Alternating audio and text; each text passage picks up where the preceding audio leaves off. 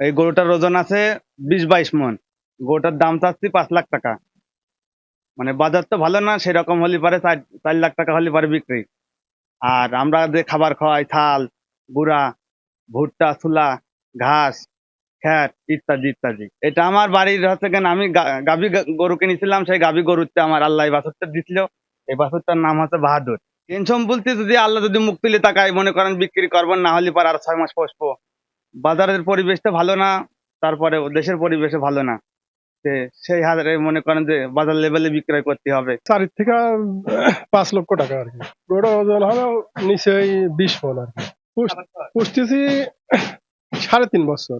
খাবার ছোলা, ভুট্টা, ছাল, ঘাস, কিছু কলাও খাওয়াইছি, কিছু কমলা টমলা খাওয়াইছি, আপেল টাপেল ইত্যাদি তো অনেক কিছু খাওয়ানো হয়েছে আর কি। গরু লালন পালন করতেছি আর কি ছোটবেলাতেই আর কি। এই দাম দর প্রায় 4-এর কাছে গেছে আর কি। খরচ এই 7 থেকে 800 টাকা হয় আর কি।